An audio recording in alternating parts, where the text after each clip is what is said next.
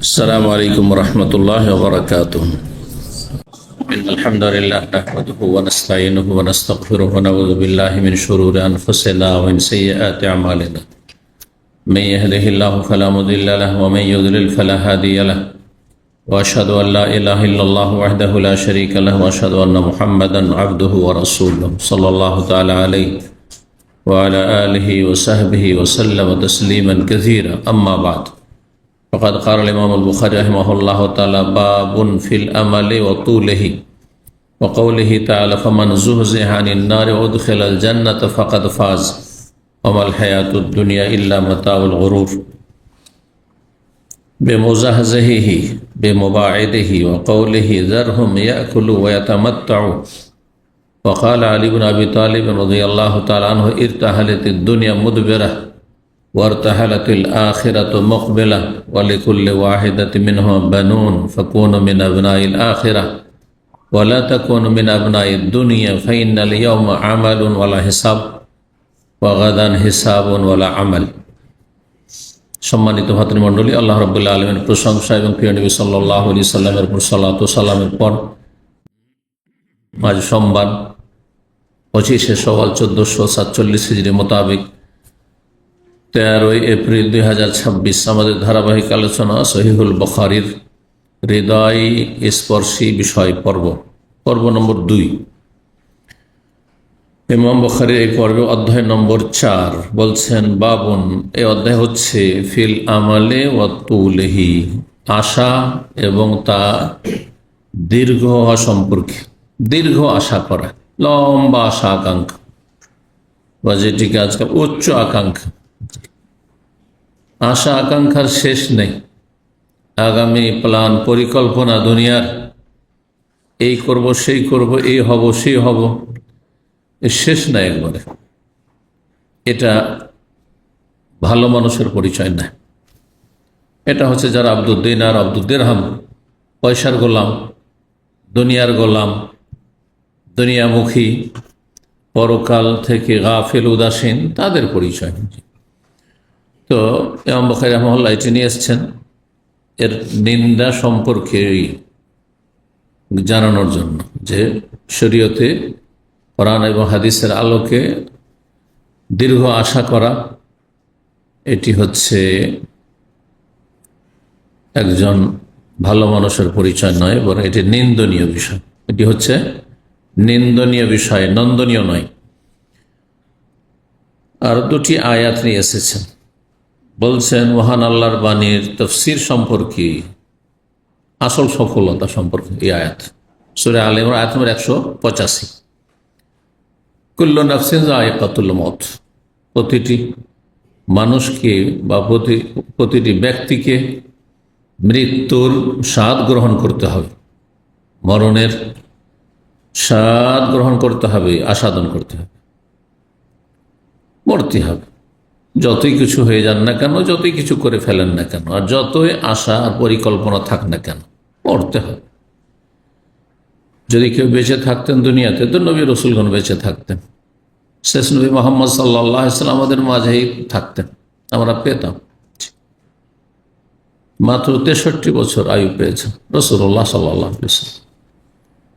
আল্লাহ আমাদের হায়াতে, দিন দুনিয়াতে আল্লাহ সব কিছুতে যেন বরকত দান করে এবং আমাদের হায়াতকে আল্লাহ সন্তুষ্টির কাজে, নেকির কাজে সব সময় নিয়োজিত রাখার তৌফিক দান করে। যা নিয়ামত দিয়েছেন আল্লাহ ভালো কাজে লাগাবার তৌফিক দান করে। ফামান যুহজিহা আনিন নার কুল্লু নাফসিন যায়কাতুল মউত, মরতে তো হবে, কিন্তু সফলতা কোথায়? কে সফল হয়ে দুনিয়া থেকে মরলো, আর কেউ ব্যর্থ হয়ে ক্ষতিগ্রস্ত হয়ে মরল। ফামান যুহজিহা আনিন নার ওয়া উদখিলাল জান্নাতা ফাকাদ ফাজ। সুতরাং যাকে জাহান্নাম থেকে দূরে রাখা হইল, আল্লাহ বিচার দিবসে, বিচার ফয়সালার পরে জাহান্নাম থেকে দূরে সরিয়ে দেবেন, জাহান্নামের আগুন তাদের স্পর্শ করবে না। ফাকাদ ফাজ, তারাই হচ্ছে সফল। আসল সফলতা হচ্ছে আপনি জাহান্নাম থেকে বাঁচতে পারলেন কিনা। জাহান্নাম থেকে বাঁচলেই জান্নাত পাবেন। উদখিলাল জান্নাহ, এবং জান্নাতে প্রবেশ করানো হইল। জাহান্নাম থেকে বেঁচে গেলেন কবরের জীবনে আর বিচার দিবসের পরে, যে এটি হচ্ছে আসল সফলতা, আর জান্নাত লাভ করলেন।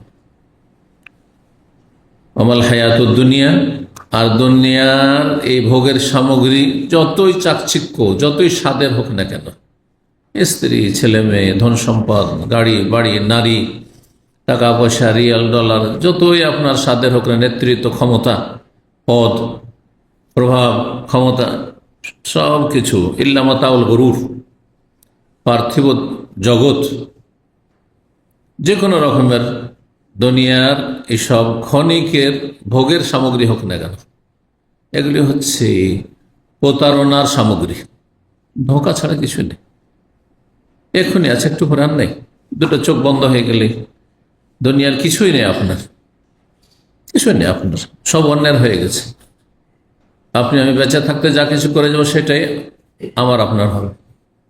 যদি কিছু করে যেতে পারেন সেটা আপনার কাজে লাগে, আর যেটা থেকে গেল সেটা পরের হয়ে গেল। আপনার ওয়ারিসিন, উত্তরাধিকারী, তারা যদি সেটা সংরক্ষণ করতে পারে, আর না হলে বেঈমানদের হাতে চলে যাবে, কিন্তু আপনি পাবেন না কিছু। আপনি ওটাই পাবেন মা কদ্দামত, যা কিছু ওয়াল তানজুর নাফসু মা কদ্দামাত লিগাদ। প্রতিটি মানুষ যেন গভীরভাবে চিন্তা করে যে আগামীকালকের জন্য, মানে মরণের পরের জীবনের জন্য, কবরের জীবনের জন্য, হাসরের মাঠের জন্য, জান্নাত লাভের জন্য, জাহান্নাম থেকে বাঁচার জন্য কি পাঠাইতে পেরেছে, কতটা আপনার আকীদার জোর রয়েছে, দ্বীন ইসলাম সম্পর্কে জ্ঞান এলিম হাসিল করেছেন, হ্যাঁ, কতটা আপনার সালাত নামাজ রয়েছে, কতটা আপনার সিয়াম রোজা রয়েছে, কতটা জাকাত সাদকা দান খায়রাত রয়েছে, কতটা হজ ওমরা রয়েছে, কতটা নেক আমল রয়েছে, মানুষের কতটা উপকার করতে পেরেছেন, কল্যাণমূলক কাজ করতে পেরেছেন, মা কদ্দামাত লিগাদ, কি পাঠাইতে পেরেছেন আল্লাহর কাছে আমল নামায়। ওমাল হায়াতুদ দুনিয়া ইল্লা মাতাউল গুরুর, এই ছিল সূরা আলে ইমরান আয়াত। সূরা বাকারা আয়াত 96-তে ওই জুহজিহা থেকে একটি শব্দ এসেছে, জাহজাহা, মানে দূরে রাখা, বাদা, ওমা হুয়া বিমুজাহজিহি মিনাল আযাব, ওমা হুয়া বিমুজাহজিহি মিনাল আযাব। মানুষের আমল যদি সাথ না দেয়, নেকি না সম্বল না নিয়ে যেতে পারেন, তাহলে যতদিনই থাকুন না কেন, যদি হাজার হাজার বছর দুনিয়াতে বাঁচেন, আযাব থেকে বাঁচতে পারবেন না, আযাব থেকে আপনি দূরে থাকতে পারবেন না, আযাব আপনাকে স্পর্শ করবেই। মোজাজেহি মানে মোবায়েদেহি, মানে জুহজেহা মানে বয়েদানিন্নার, বয়েদানিন্নার। তো এই দূরে রাখা বা সরিয়ে রাখার অর্থে এখানে এসেছে, এই শব্দটি এসেছে আর এক জায়গায়। এখানে সূরা হিজর আয়াত নম্বর 3-এ আল্লাহ ইরশাদ করছেন, যারহুম ইয়াকুলু ওয়া ইয়াতামাত্তাউ, কাফেরদের, পাপিষ্ঠদের, জালেমদের, গুনাহগারদের, যারা জাহান্নামের পথে জান্নাতের পথে নেই, আল্লাহ বলছেন যারহুম, যারা হেদায়েত চায় না, ইলমের ফরজ আদায় করতে চায় না, আমলের ফরজ আদায় করতে চায় না, যারহুম, ছেড়ে দাও তাদেরকে, উপেক্ষা করো, ইয়াকুলু, তাদেরকে খুব আমোদ ফুর্তি করে খেতে দাও, ওয়া ইয়াতামাত্তাউ, এবং তারা ভোগ বিলাস করতে থাক, ওয়া ইউলহিহিমুল আমল, এবং তাদের আশা আকাঙ্ক্ষা তাদেরকে গাফিল করে রাখো, উদাসীন করে রাখো, বেপরোয়া, বড় বড় আশা আকাঙ্ক্ষাই বেপরোয়া হয়ে গেছে। আমি একজন লোককে এখানে, যদি সেন্টারে খুব কম আসতো, কিন্তু দেখা হলে সালাম দোয়া মসজিদে সালাতে দেখতাম, তারপরে ধীরে রাতারাতি বড় লোক হওয়ার পরে এখন কয়েক জায়গায় ঢাকাতে বিশাল বিশাল টাওয়ার তৈরি করছে, এখন আর মসজিদে দেখতে পাইনি। আর একসময় হয়তো যে আমাদের সাথে দেখা সাক্ষাৎকে নিজের জন্য ধন্য মনে করত, সালাম করতো, মসজিদ থেকে সালাম করতো, মসজিদের বাইরে এসে সালাম করতো, এখন একেবারে খুঁজে পাওয়া যায় না, মসজিদেই নেই সে। আমল, বড় একদিন কথা কথা বলছে যে শেখ দোয়া করবেন, তার মানে কিছুটা এলেম হাসিল করার লোক, এই নয়, না হলে শেখ বলতো না, হুজুর বলতো, কথা বুঝতে পারছেন না। তারপরে আপনাদের মতো অনেকটা এলেম হাসিল করেছে, নিয়মিত আপনার সোশ্যাল মিডিয়াতে আমার বক্তব্য ফলো করতো, কিন্তু বেশি ধন সম্পদ রাতারাতি হয়ে যাওয়াতে কি হয়েছে, এদের বলছে যে আমি ঢাকাতে 8 তলা একটা বিল্ডিং তৈরি করছি। ভালো কথা, কিন্তু এটা কখন ভালো হইতো? যখন আপনার আখেরাত ঠিক থাকছে। আখেরাত যদি ঠিক না থাকে তাহলে 1 পয়সা মূল্য নেই, বরং এটি আযাবের কারণ, আপনার আযাবের কারণ। জি, কারণ যার যত পয়সা তার হিসাব তত কঠিন, আর যার হিসাব যত কঠিন তার আযাব শাস্তি কঠিন। আল্লাহ বোঝার তৌফিক দান করেন। ফাসাউফা ইয়ালামুন, আল্লাহ বলছেন যারহুম, ছেড়ে দাও ওদেরকে যারা হেদায়েত হয় না, বেদিন বেনামাজি, ছেড়ে দাও। ইয়াকুলু, খুব খেতে থাক, আমোদ ফুর্তি করে খাওয়া দাওয়া, গেল রেস্টুরেন্টে, দিল 500 রিয়াল পার্টি করতে গিয়ে সাথে বন্ধু নিয়ে, এক রাতে খরচ করে ফেলল। ওয়াতামাত্ত, খুব ভোগ বিলাস করতে থাকুক তারা। ওয়াইরহিমাল আমাল, তাদের আশা আকাঙ্ক্ষা তাদেরকে উদাসীন করে রাখুক পরকাল থেকে, হিসাব থেকে, কবরের জীবন থেকে, জান্নাত থেকে। ফাসাউফা ইয়ালামুন, শীঘ্রই তারা জানতে পারবে। যখন সময় ঘনিয়ে আসবে না আযাবের, তখন বুঝতে পারবে। সাউফা ইয়ালামুন, অচিরেই জানতে পারবে। আলী রাদিয়াল্লাহু তাআলা আনহু থেকে বর্ণিত, তিনি বলেন এই দুনিয়া যে তুচ্ছ, দুনিয়া তুচ্ছ, দুনিয়ার ক্ষমতা তুচ্ছ, দুনিয়ার ধন সম্পদের সামগ্রী, এসব ভোগের সামগ্রী তুচ্ছ। এর তাহালেতে দুনিয়া মুদবেরা, দুনিয়া পিঠ ফিরিয়ে প্রস্থান করেছে, বিদায় নিচ্ছে। দুনিয়া আপনার থেকে বিদায় নিচ্ছে না, আপনার দিকে আসছে। চিন্তা করুন তো, হ্যাঁ, বিদায় নিচ্ছে না। আপনি যত যাচ্ছেন, কোন দিকে যাচ্ছেন? দুনিয়ার দিকে যাচ্ছেন, মাটির ওপরের দিকে, আকাশের দিকে যাচ্ছেন, না মাটির নিচের দিকে? তাহলে দুনিয়া আপনাকে ছেড়ে পালাচ্ছে, দুনিয়া পিঠ ফিরিয়ে পালায়ন করছে। এর তাহালিত দুনিয়া, এর তাহাল মানে প্রস্থান করা, রেহেলাতুন থেকে, রেহেলাতা সেতা অসৈফ। দুনিয়া বিদায় নিচ্ছে পিঠ ফিরিয়ে। ওয়ার তাহালাতিল আখিরা মুকবিলা, আর পরকাল সামনে আগমন করছে, পরকাল ধেয়ে আসছে। হ্যাঁ, কবরের জীবন ধেয়ে আসছে, মরণ আপনার দিকে ধেয়ে আসছে। জি, যত সময় যাচ্ছে, মুহূর্তে মুহূর্তে সময় কমে আসছে। আখেরাত মানে মরণ হলে আখেরাত শুরু, মরণ হলে আখেরাত শুরু, কাছে আসছে। মুকবিলা, সামনাসামনি, তোমার সামনের দিকে আসছে। ওয়ালিকুল্লি ওয়াহিদি মিনহা বানুন, আর দুনিয়া আখেরাত উভয়ের সন্তান রয়েছে। ইহকাল পরকালের উভয়ের কি রয়েছে? সন্তান রয়েছে। কেউ দুনিয়ার সন্তান, দুনিয়ার বাচ্চা, আর কেউ আখেরাতের বাচ্চা। বলছেন না? পয়সার বাচ্চা লোকটা, বলছেন না? বলছেন না? আর পেট পূজারি শব্দগুলো আছে না? কেউ দুনিয়া পূজারি আর কেউ আখেরাত পূজারি। কারো দুনিয়া চিন্তা, মাথায় সময় দুনিয়া ঢুকে আছে, কি করে কত ইনকাম করতে পারি, ধান্দার শেষ নেই, ধান্দার শেষ নেই, দুনিয়ার ধান্দা শুধু।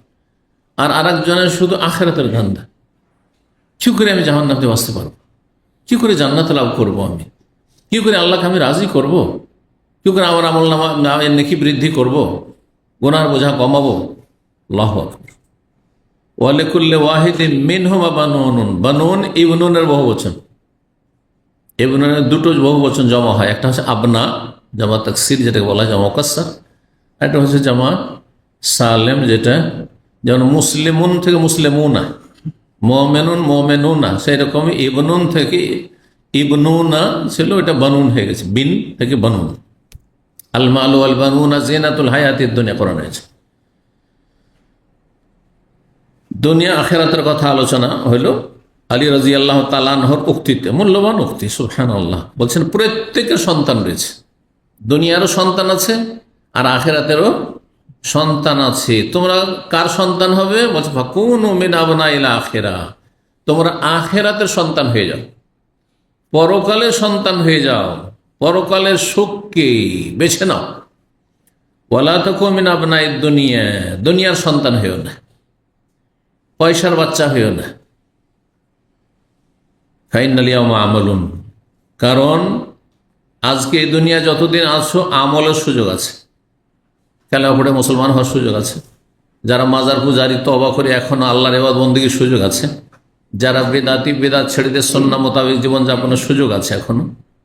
যারা নামাজি হওয়ার সুযোগ আছে। আধা নামাজি 4 ওয়াক্ত পড়েন, ফজর পড়েন না, এখনো ফজর নিয়মিত মসজিদে আসার সুযোগ আছে, আমলের সুযোগ আছে। যে কোনো ভুল হয়েছে তওবা করার সুযোগ আছে, সংশোধন করার সুযোগ আছে। এখন আলহামদুলিল্লাহ আপনার তাহাজ্জুদ পড়ার সুযোগ আছে, ফরজের পরে সুন্নাত নফল করার সুযোগ আছে। জি, নফল সিয়াম এই শাওয়াল মাসের 6 রোজা রাখার সুযোগ আছে। মারা গেলে হবে কোনো সুযোগ আছে? এনকাতা আনহু আমালু, সেই মুসলিমের হাদিস। আমল বন্ধ হয়ে গেল। দুনিয়ার কাজকর্ম যেমন ডিউটি বন্ধ, খাওয়া দাওয়া বন্ধ, হ্যাঁ চলাফেরা বন্ধ, ঠিক তেমনই আখিরাত আমল বন্ধ। যতক্ষণ পর্যন্ত আমলের সুযোগ আছে এই দুনিয়াতেই আছে, চোখ বন্ধ হয়ে গেলে আর নেই। ফাইনাল ইয়াউমা আমালুন, কারণ আজকের দিনে পার্থিব জগতে আমলের সুযোগ আছে। ওয়ালা হিসাবন, কিন্তু হিসাব নেওয়ার কেউ নেই।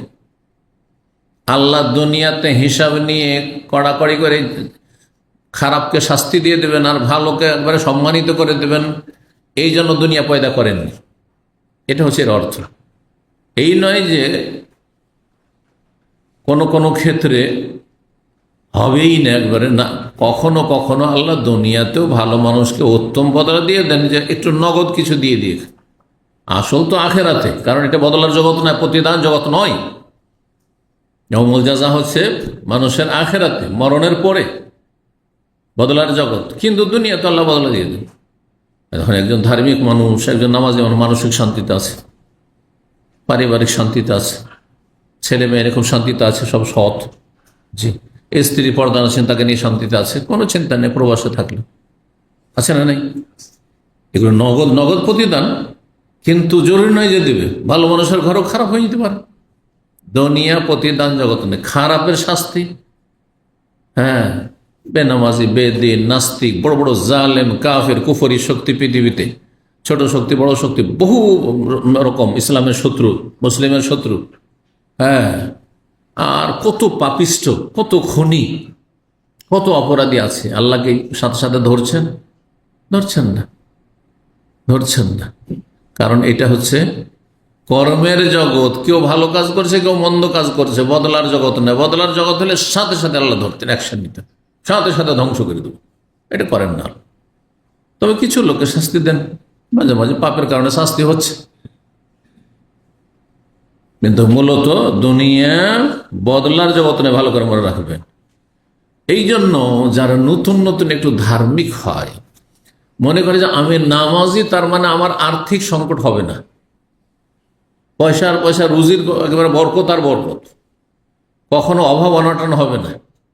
আর যদি হয়ে যায় তখন কি হয়ে যায়? ওমিনান্নাস মাইয়াবুদুল্লাহ আলা হারফ, সূরা হজ আয়াত রয়েছে। কিছু কিছু মানুষ আছে, হ্যাঁ, এক সাইড হয়ে আল্লাহর ইবাদত করে। আল্লাহ হারফ মানে কিনারায়, এক সাইডে থাকে, মানে মিডিলে আসে না, পাক্কা মুসলিম হইতে পারেন না।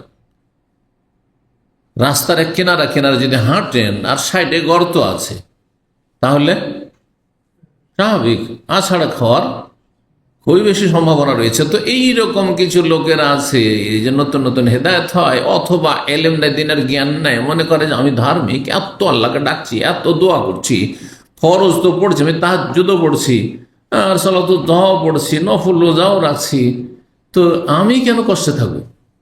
আমার কেন অভাব থাকবে? আমি ক্যান্সারে আক্রান্ত হইলাম? আমার ছেলে কেন এরকম অসুস্থ? আমার কেন বালা মুসিবত ছুটছে না? ফাইন আসাবাহু খাইরুন ইতমান্না বিহি, যদি ভালো পেয়ে যায়, আল্লাহ খুব সুখে রেখেছে, নামাজ পড়ে ইবাদতবন্দি করে তো খুব সুখে রেখেছে, ইতমান্না বিহি, খুব খুশি। দেখো কত শান্তিতে আছি নামাজ পড়ে, পজিটিভ। ওয়াইন আসাবাতহু ফিতনা, আর যদি বালা মুসিবতে নেমে আসে, এত দোয়া করেছে তারপর বালা মুসিবত ছাড়ে না, ইনকালাবা আলা ওয়াজহিহি, তাহলে উল্টো দিকে ফিরে যায়, হঠাৎ করে পোল্টি খেয়ে যায়। খাসেরাত দুনিয়া ওয়াল আখিরা, দুনিয়াও গেল, আখিরাত সব গেল। কারণ দুনিয়াতে কষ্ট, বালা মুসিবত আসলো, দুনিয়া গেল, আর আখিরাত গেল। কারণ এমনটা কেন হইল? আল্লাহর কাউকে পেল না, আল্লাহ আমি আর আর মেনে নিতে পারছি না। অধিকাংশ মূর্খ মুসলিমরা এই কথা বলে, এইটা মেনে নেওয়া যায় না, আর পারছি না আমি। আস্তাগফিরুল্লাহ। খাসের দুনিয়া ওয়াল আখিরা, দুনিয়াও গেল আখিরাতও গেল, সব বরবাদ। যালিকা হুয়াল খুসরানুল মুবিন, এটি হচ্ছে আসল স্পষ্ট ক্ষতি, স্পষ্ট লস। আল্লাহ বলছে মহা লস এটি। এমন যেন চিন্তা চেতনা না থাকে। একজন প্রশ্নকারী, আমি এর আগেও আলোচনা করেছি কোন একটা আলোচনায়, এক প্রশ্নকারী আমাকে প্রশ্ন করছে, সে ক্যান্সার আক্রান্ত। বলছে এক সময় আমি তাহাজ্জুদ পড়তাম, আর ঘন্টার ঘন্টা তাহাজ্জুদ পড়ে অনেক দোয়া করতাম, কিন্তু তারপরে আমি ক্যান্সার আক্রান্ত হয়ে গেলাম, তখন আমি তাহাজ্জুদ ছেড়ে দিয়েছি, এমনকি নামাজ নাউজুবিল্লাহ ছেড়ে দিয়েছি। এই যে আয়াত ফিট গেল এর উপর। খাসেরা দুনিয়া ওয়াল আখিরা, ইহকালও গেল, হ্যাঁ পরকালও গেল, সব গেল, আমও গেল ছালাও গেল। আল্লাহ, কেন ইসলাম বুঝেনি? ইসলাম বুঝেননি, আলী রাদিয়াল্লাহু বুঝিয়ে দিয়েছেন, আলিয়াউমা আমালুন, আজকে আমলের জন্য, দুনিয়া আমলের জন্য পয়দা করেছেন, এখানে কর্ম করো। ওয়ালা হিসাবন, এখানে হিসাব নিকাশ নেবেন আল্লাহ, না না এটা জরুরি না। ওয়াগাদান, আগামীকালকে মরণের পরে হিসাব শুরু হবে। ওয়ালা আমাল, আমলের কোনো সুযোগ নেই। আল্লাহ একবার কলেমা পড়বো আমি, আরে একবার আস্তাগফিরুল্লাহ পড়বো, আল্লাহ একবার তোমার কাছে ক্ষমা চেয়ে, আল্লাহ একটা সিজদা করবো আল্লাহ তোমাকে, আল্লাহ একটা টাকা আমি দান করব, অনেক টাকা পয়সা রেখে এসেছি, শোনা হবে না। ওয়ালা আমল, আমলের কোনো সুযোগ নেই। আল্লাহ বুঝার তৌফিক দান করেন। 6417 নম্বর হাদিস। হাদিস বর্ণনা করছেন আব্দুল্লাহ বিন মাসউদ রাদিয়াল্লাহু তাআলা আনহু। তিনি বলেন, খাত্তান নবী সাল্লাল্লাহু আলাইহি ওয়াসাল্লাম খাত্তান মুরাব্বান, নবী সাল্লাল্লাহু আলাইহি ওয়াসাল্লাম রেখা টানলেন।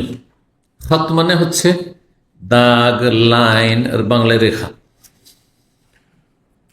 নবী সাল্লাল্লাহু আলাইহি ওয়াসাল্লাম একটি রেখা টানলেন লম্বা, সেটা ছিল, প্রথম টানলেন মুরাব্বান, চতুর্ভুজ, চার কোনা। চতুর্ভুজ কাকে বলে? চার কোনা। জি। ওয়াখাত্তা খাত্তান ফিল ওয়াসাতে, আর একটি রেখা টানলেন মাঝামাঝি, মাঝখানে, ওই যে চতুর্ভুজ আছে তার মাঝখান দিয়ে। খারেজা মিন, আর সেটাই চতুর্ভুজ থেকে বেরিয়ে সামনে চলে গেছে। চতুর্ভুজ এরকম যেমন মোবাইল রাখা আছে ধরেন, আর তারপর উপর দিয়ে একটা লাইন এইখানে চলে গেছে, একবার বেরিয়ে, হ্যাঁ চতুর্ভুজ থেকে বেরিয়ে চলে গেছে। ওয়াখাত্তা খোতাতান সিগারান ইলা হাযাল্লাযী ফিল ওয়াসাত মিন জানিবিহিল্লাযী ফিল ওয়াসাত, আর তারপরে বেশ কিছু ছোট ছোট দাগ টানলেন, রেখা আঁকলেন, ইলা হাযাল্লাযী ফিল ওয়াসাতি, যে মাঝখানে যে রেখাটি রয়েছে এই রেখাকে উদ্দেশ্য করে, মিন জানিবিহি, ওই সাইডগুলি থেকে যেটা মধ্যখানে রয়েছে, মানে মাঝখানে যে দাগটি রয়েছে চতুর্ভুজের, ওখান থেকে এইভাবে বা এইভাবে এইভাবে এইভাবে, বাইরে থেকে তীরগুলো যেন যাচ্ছে, রেখাগুলো যাচ্ছে, গিয়ে মাঝখানে যে রেখাটি রয়েছে তার দিকে গিয়ে তীর কি করছে? আঘাত করছে, মানে তীর সেখানে পৌঁছছে। উদাহরণ কিছু বুঝতে পারলেন কেউ? হ্যাঁ বুঝতে পেরেছেন? কে বুঝতে পেরেছে? কি না না ওইটা বুঝে না।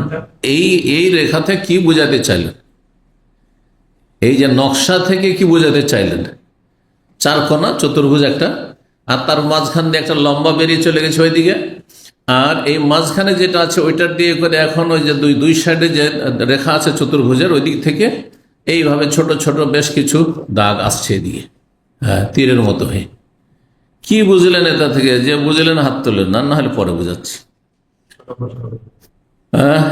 কি না, এখানে এটা ফিরকার হাদিস না, ফিরকার হাদিস মুসনাদ আহমদ, অন্য আরেকটি হাদিস রয়েছে, বোঝা গেছে না? ওয়ান্না হাজা সিরাতে মুস্তাকিমা, সেটি আলাদা। এটি হচ্ছে লোভ, লালসার উচ্চ আকাঙ্ক্ষা হাদিস। অধ্যায় কি? হ্যাঁ, দীর্ঘ আশা। আশা এত লম্বা যে আমার বয়স হচ্ছে ধরেন 70, হ্যাঁ, আর আমার আশা হচ্ছে 100 বছর পর্যন্ত, মোটামুটি এতদিনে আমি এই করব। এই যে এতদিন আমি এই করবো, এটা ওই লম্বা দাগ যেটা চতুর্ভুজ থেকে বেরিয়ে চলে গেছে, অথচ আপনার আয়ু হচ্ছে এই চতুর্ভুজের মাঝখানে। বুঝেছেন এবারে?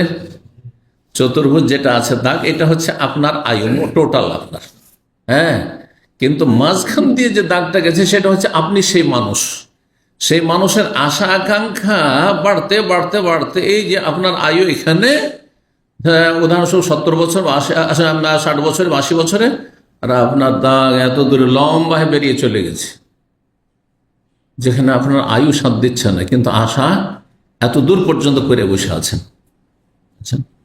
অনেকে আপনাদের আছেন প্রবাসে, এসেছি ভাই 5টা বছর থাকলে না এই কাজ করব, যে বেতনটা পাই 5টা বছর থাকলে মোটামুটি শহরে একটা বাড়ি করে নেব, আর তারপরে ছেলে মেয়ে নিয়ে খুব সুখে থাকবো। অথচ 5 দিনও হয়তো থাকবেন না, 5 দিনও থাকবেন না।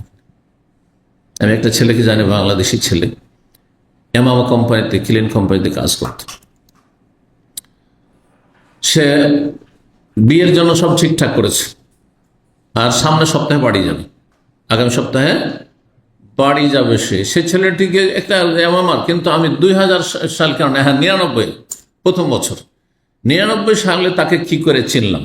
অথচ সেখানে তখন 99 সালে তেমন বক্তব্য করতে একটি আমাদের শুধু ওই পোর্টে যেতাম, কিন্তু অন্যদিকে থাকতো আপনার ফয়সালের দিকে, তখন আরো ক্যাম্প ছিল। তো ছেলেটা সুবহানাল্লাহ, ভাগ্য আমার 2বার একামা হারিয়ে গেছে, 2বারই পেয়েছি। 2বার একামা হারিয়েছে, আর 2বার একামা হারিয়ে থেকে গেছে এমনটা হয়নি, পেয়েছি।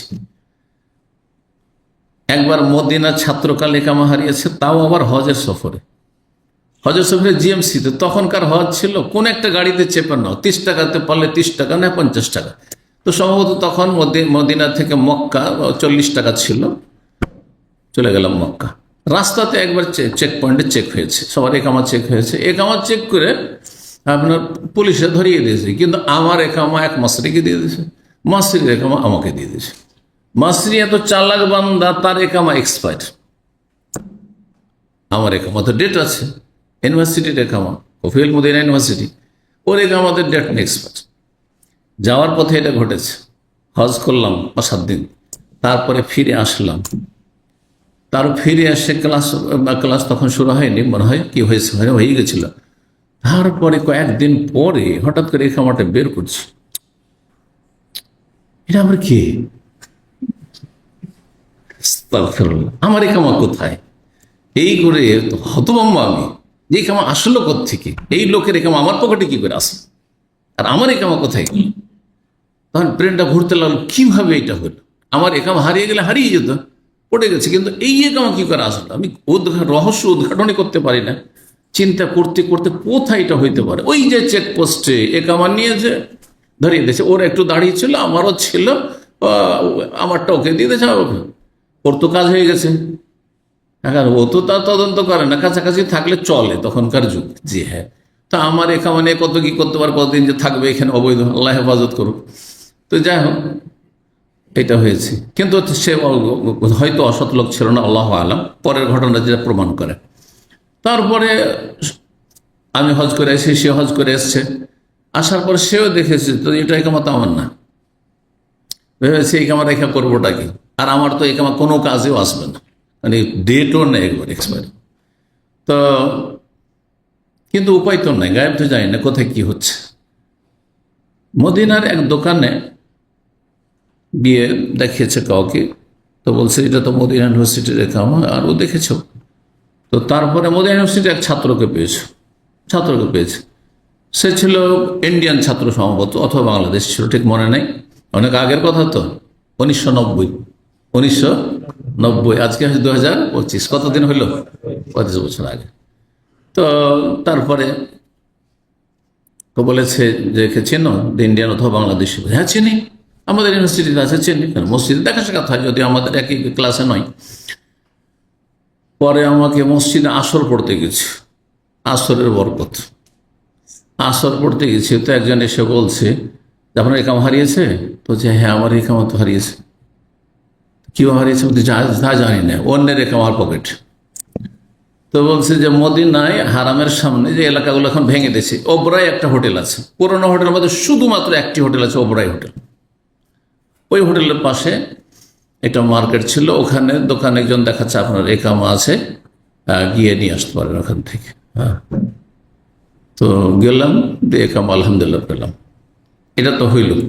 এখানে এসে 99, আর তারপরে তখনকার যুগে বুথে টেলিফোন ছিল, কার্ড ঢুকিয়ে না হয় পয়সা ঢুকিয়ে, জানেন তো? কে জানেন?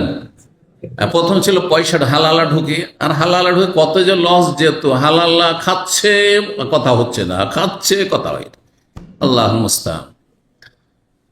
আচ্ছা, আর তারপরে ওইদিকে অনেক সময় বাংলাদেশের টেলিফোন সিস্টেম এত খারাপ ছিল যে আপনি লাগিয়েছেন আপনার বাসায়, আর কার বাসায় গিয়ে লেগে বসে আছে। আমার এক চাচা, চাপে নবাবগঞ্জের, খুব কাছের চাচা, আমার আব্বার আপন মামাতো ভাই। আমার আবার ছোটতে তাদের বাড়িতে মামার কাছে, মানে তার আব্বার কাছে রাহিমাহুল্লাহ মানুষ হয়েছে। তো ওই দিক থেকে খুবই চলাফেরা ছিল। তো এখানে আসার পরে যোগাযোগ ছিল, চাচা ইসলামী ব্যাংকে চাকরি করে, ওই চাচা আমার আব্বার মামাতো ভাই। তো ওর বাড়িতে তখন ল্যান্ড টেলিফোন করেছি, দিয়ে আরেকজনের বাড়িতে লাগে, এখান থেকে টেলিফোন করেছি। তো জিজ্ঞাসা করছি নাম ধরে ওই চাচার, ওই মহিলা উঠে বলছে না না না, ভুল নাম্বার, রং নাম্বার। বুঝতে পেরেছেন? এই ছিল অবস্থা। যাই হোক, ওই টেলিফোন করতে গিয়ে মানি ব্যাগে রেখেছি, ওই কামাও মানি ব্যাগে রেখেছি, আর তারপরে তখন কার্ডটা বের করে ঢুকিয়ে টেলিফোন করেছি, আর তারপরে নিজের টেনশনে টান দিয়ে চলে এসছে। ও মানি ব্যাগও থেকে গেছে, ও একামাও থেকে গেছে। এই জামা মসজিদের পাশে একটা মসজিদে ঈশা, আগে জানাজা হয়তো ওইখানে, ওই রোডে কিং খালেদ রোড যে মসজিদটা রয়েছে, এখন নাম বদলে গেছে, আগের নাম ছিল মসজিদে ঈশা। ওই মসজিদে একজন আপনার কি বলে সাপাহার এলাকা, নগাঁয় সাপাহার, এই নগাঁয়ের একটা ছেলে মসজিদের খাদেম ছিল। তাকে ওই ছেলেটা যে ক্লিন করতে এসছে, আসার পরে এমামা খান থেকে ক্লিন করতে এসে একামা পেয়েছে। একামা পাওয়ার পরে দেখেছে যে একামা কার, বলছে হ্যাঁ হ্যাঁ আমি জানি, একজন ইসলামিক সেন্টার নতুন এসেছে, আর ওনার একামা এটা। তখন এই খোঁজটা রেখেছে যে আমি এমামাতে থাকি। কোন জায়গায়? ওই এমামা, ফাইসালি এমামা। তখনকার যে গেলাম, ট্যাক্সি নেই, কিছু নেই, গাড়ি নেই, কিচ্ছু নেই, ট্যাক্সি করে মজুর করে গেলাম, আর তারপরে খাতির টাতির করলো, আর তারপরে একামাটা ফিরিয়ে দিল। তাকে 50 টাকা সম্ভবত তখন ধারাচ্ছিলাম, নিল না, মোটে নিল না, আল্লাহ রহম করে। বললো যে দোয়া করবেন, আগামী সপ্তাহে বাড়ি যাচ্ছি, বিয়ে করবো, সব ঠিকঠাক হয়েছে। আল্লাহু আকবার। আপনাদের নাসিহার জন্য বলছে, দুনিয়া কত তুচ্ছ আর কত সীমিত। তারপরের সপ্তাহে বাড়ি যাওয়ার আগে সব ঠিকঠাক, টিকিট রেডি হয়ে আছে, আর একটা অ্যাক্সিডেন্ট করে মারা গেছে। সাইকেলে চলছিল, অ্যাক্সিডেন্ট করে মারা গেছে, এইখানে মারা গেছে। আল্লাহ। সুতরাং আখেরাতের চিন্তা করুন। জি, লোভ লালসা কম করুন। হাদিসে ফিরে আসি, সময় একটু নষ্ট করলাম, কিন্তু এতে অনেক উপদেশ রয়েছে। আমি মনে করি আল্লাহকে ডাকলে আল্লাহ অসহায় ছেড়ে দেন না। 2 বার একামা হারাতে কত যে জিকির আজকার করেছি, তওবা ইস্তেগফার জিকির আজকার করেছি, আলহামদুলিল্লাহ, আল্লাহ শুনেছেন, আলহামদুলিল্লাহ। তা মাঝে মাঝে বালা মুসিবত আসলে যখন জিকির আজকার বেড়ে যায়, তখন মনে করি যে এটাতে আমার কি আছে, কল্যাণ আছে, এতে আমার অনেক ভালোই হয়েছে। তো ছোট ছোট সেই রেখাগুলি মাঝখানের দিকে, মাঝখানে যে লাইন আছে সেদিকে আসছে ওখান থেকে। তারপর নবী সাল্লাল্লাহু আলাইহি সাল্লাম বুঝালেন এই নকশাটিকে, বললেন হাজাল ইনসান, এটা হচ্ছে মানুষ। ওই যে চতুর্ভুজ, এটা হচ্ছে কি মানুষ। ওয়াহাজা আজালুহু, আর এটি এই হচ্ছে তার মরণ। মহিতুন বেহি, তাকে ঘিরে আছে। মাঝখানে যে রেখা আছে সেটা হচ্ছে মানুষ, বুঝছেন না? মাঝখানে যতটা রেখা আছে সেটা হচ্ছে মানুষ, আর চারিদিক থেকে কিসে ঘিরে আছে? হ্যাঁ, তার সময়সীমা, কতদিন থাকবে দুনিয়াতে ঘিরে আছে। আর তাতে কি হবে না হবে, বালা মুসিবত, সুখ দুঃখ, উত্থান পতন, হ্যাঁ, সব ঘেরা আছে, আপনাকে ঘিরে আছে, ওটা থেকে আপনি রেহাই পাবেন না। আওকাদ আহাতাবে, তাকে ঘিরে আছে। মহিতুম বেহি বলেছেন আওকাদ আহাতাবে। হাযাল্লাযী হুয়া খারিজুন আমালুহু, আর তারপরে ওই যে চতুর্ভুজ থেকে বেরিয়ে লম্বা হয়ে চলে গেছে, হ্যাঁ, চতুর্ভুজের বাইরে চলে গেছে যেটা, মানুষটা তো এখান পর্যন্ত, কারণ ওর তো এখানে সময়সীমা শেষ, বর্ডার, হ্যাঁ, এখানে তার মৃত্যু। কিন্তু বেরিয়ে যেটা চলে, এটা হচ্ছে কি আমালুহু। আমাল মানে হচ্ছে আলিফ দিয়ে, আলি হামজা দিয়ে, এটা আইন দিয়ে না। আমাল মানে আমল, কর্ম, আইন দিয়ে। আর আলিফ দিয়ে হামজা দিয়ে যদি আমাল বলেন, তার মানে হচ্ছে আশা আকাঙ্ক্ষা, আশা আকাঙ্ক্ষা, এ হচ্ছে তার আকাঙ্ক্ষা, তার মানে মরণ চাইতে অনেক বেশি আকাঙ্ক্ষা। আমাদের কি আকাঙ্ক্ষা নেই? চিন্তা করুন তো দেখি। কিন্তু আকাঙ্ক্ষা আশা সবার আছে, কিন্তু সীমিত রাখবেন, সীমিত পরিসর রাখবেন, অনেক বেশি না। এই জন্য উচ্চ আকাঙ্ক্ষা জান্নাত, আল্লাহর কাছে নেক আশা রাখবেন। আশা শুধু দুনিয়ার আশা, এই করব সেই করব, এই হব সেই হব, না না, আমি আখিরাতের জন্য কিছু করব, আমার জান্নাতে যাওয়ার জন্য কিছু করব, এটা যেন সবসময় চিন্তা থাকে, আর সেটা যেন প্রাধান্য পায়। ওয়াহাজহিল খোতাতুসসিগারা, ছোট ছোট যে রেখাগুলি মাঝখানের দিকে, মাঝখানে যে রেখা আছে ওই দিকে তীরের মতো যেন আসছে ওইদিকে, এগুলো কি বলছে? আল আরাজ, এগুলো হচ্ছে বিপদ আপদ। ওই যে মানুষটি হচ্ছে মাঝখানের রেখাটা, মানুষের দিকে বিপদ আপদগুলো কি আসছে যেন, হ্যাঁ, তীর মারছে। কখনো অ্যাক্সিডেন্ট হবে, গাড়ি অ্যাক্সিডেন্ট হবে, কখনো আপনার হাত পা ভাঙবে আল্লাহ না করে, কখনো আপনার টাকা পয়সা ক্ষয়ক্ষতি হবে, কখনো আপনার পরিবারের ক্ষয়ক্ষতি হবে, কখনো আপনার ছেলেমেয়ের ক্ষয়ক্ষতি হবে, কখনো বিভিন্ন বালা মুসিবত আসবে। আর এই করতে করতে এই যে আঘাতগুলি হচ্ছে দুই দিক থেকে, কিন্তু বেঁচে যাচ্ছেন আপনি। বাঁচতে বাঁচতে বাঁচতে যখন এখানে বর্ডার চলে এসেছে চতুর্ভুজের, তার মানে তখন মরণ চলে এসছে। আর আশা আকাঙ্ক্ষার লাইনটা মরণের পরে ওইদিকে লম্বা হয়ে বেরিয়ে আছে। মরে যাবেন আপনি হয়তো 2026 সালে, আর আশা আকাঙ্ক্ষা আপনার প্ল্যান পরিকল্পনা তৈরি করা 2030 সাল পর্যন্ত।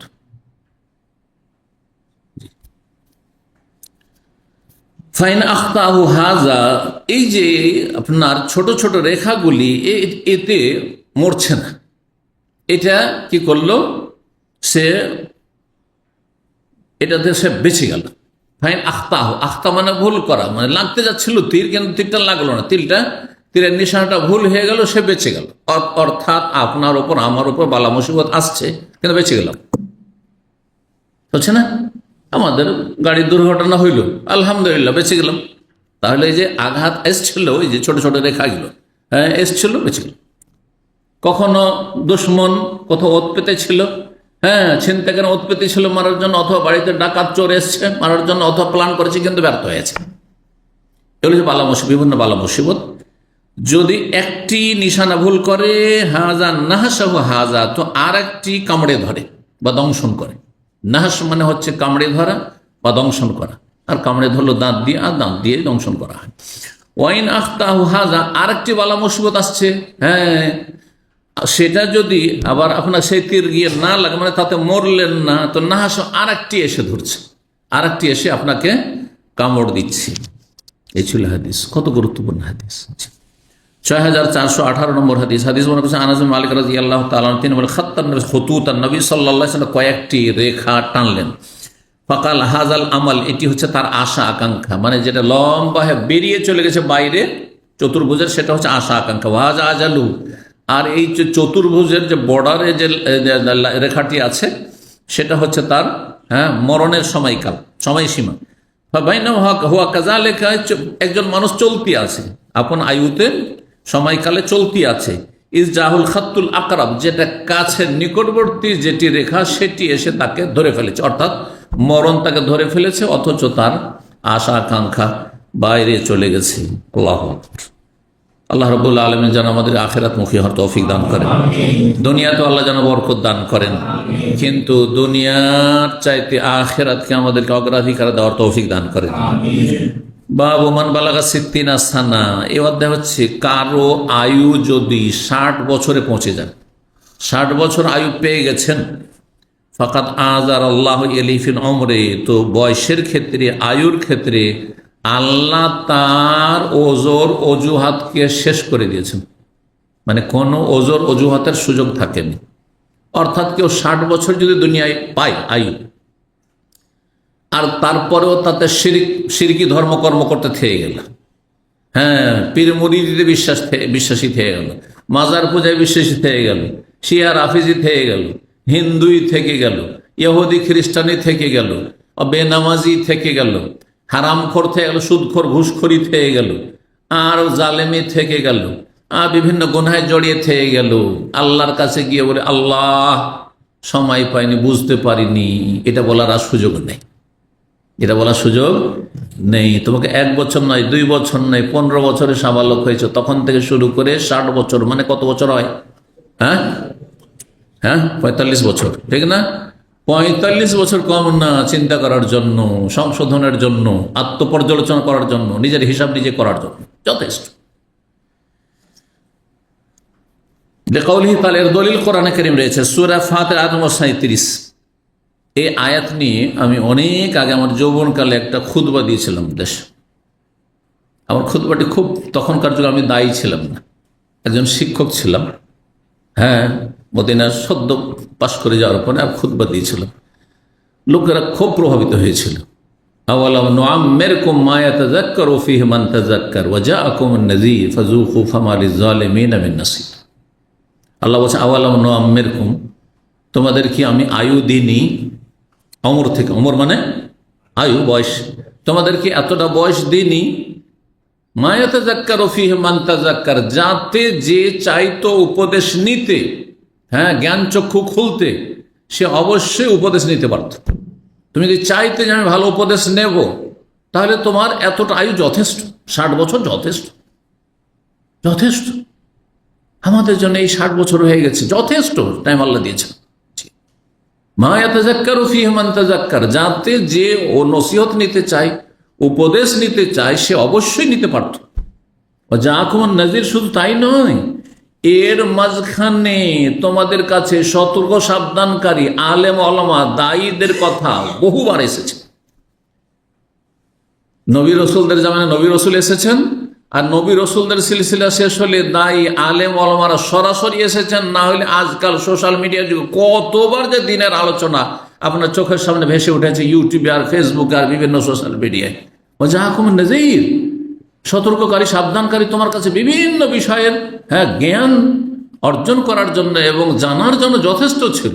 এই কথা বলার সুযোগ নেই আল্লাহ জানতাম না যে সুদ এত বড় মহাপাপ, আল্লাহ শিরক এত বড় মহাপাপ, বেদাত করলে জাহান্নামে যেতে নবীর সুপারিশ পাওয়া যাবে না, জানতাম না, বলার সুযোগ নেই। আল্লাহ আমি জানতাম না নামাজের এত গুরুত্ব, সুযোগ নেই। ফাযূকু, আল্লাহ হাশর মাঠে বলবেন। এটি কখন বলবেন? হাশর মাঠে যখন হিসাব শুরু হবে তখন। আওয়ালাম নুআম্মিরকুম মা ইয়াতাযাক্কারু ফীহি মান তাযাক্কার ওয়া জাআকুমুন নাযীর ফাযূকু। সুতরাং জাহান্নামের আগুনের শাস্তির আস্বাদন করতে থাকো, শাস্তির মজা চাকতে থাকো, নিতে থাকো। ফামা লিয-যালিমিন মিন নাসীর, জালেমের কোনো সাহায্যকারী নেই, এখানে কোনো সুপারিশকারী নেই জালেমের জন্য। কারণ যথেষ্ট তোমাকে বয়স দিয়েছি, 60 বছর বয়স দিয়ে দিচ্ছি। অধিকাংশ ভাইয়ের এখানে যারা বসে রয়েছেন প্রায় সব 40-এর উপরে চলে গেছে, অধিকাংশ 40-এর উপরে চলে গেছে। সুতরাং সতর্ক সাবধান। আর তারপরে মরণের কোনো বয়স নেই, মরণের কোনো বয়স নেই। এই নয় যে 60 বছর না হলে 40 বছর আল্লাহ হিসাব নেবেন না, নেবেন। কিন্তু ধরেন একটা ছেলে 20-22 বছরে, 15 বছর, 18 বছরে মারা গেছে, সে আল্লাহর সামনে অজুহাত পেশ করলে তাও একটা অজুহাত, একটা সুযোগ আছে যে আল্লাহ আমি তো বেশি দিন সময় পাইনি, আমি জানার সুযোগই পাইনি আল্লাহ, আমি আসলে সংশোধনের সুযোগই পাইনি আল্লাহ। কিন্তু একটা লোক 60 বছর বাঁচলো, আর তারপরে পাপে জড়িয়ে থেকে গেল, হারাম খেতে থাকলো, হারাম জীবন যাপন করলো, বেনামাজি আধা নামাজি হয়ে থেকে গেল, জালেম হয়ে থেকে গেল, কোনো সংশোধন করলো না, কোনো ওজর থাকবে না। হাদিস আসছে, কোনো ওজর আল্লাহ শুনবেন না তার। ফাযূকু ফামা লিয-যালিমিনা মিন নাসীর, সূরা ফাতির আয়াত নম্বর 37। 6419 নম্বর হাদিস। হাদিস বর্ণনা করেছেন আবু হুরায়রা রাদিয়াল্লাহু তাআলা আনহু। তিনি বলেন নবী সাল্লাল্লাহু আলাইহি ওয়াসাল্লাম বলেন, আযারাল্লাহু ইলা ইমরিন, আল্লাহ সেই ব্যক্তির, ইমরিউন থেকে ইমরাতুন, ইমরাতুন মানে মহিলা মানুষ, আর ইমরিউন মানে বা মারও, মারও মানে হচ্ছে পুরুষ মানুষ। হ্যাঁ, আল মারও মা মান আহাব্বা ওয়া ইন্নামা লিকুল্লি ইমরিইম মা নাওয়া, ইমরিউন, বুঝছেন না, ইনসান।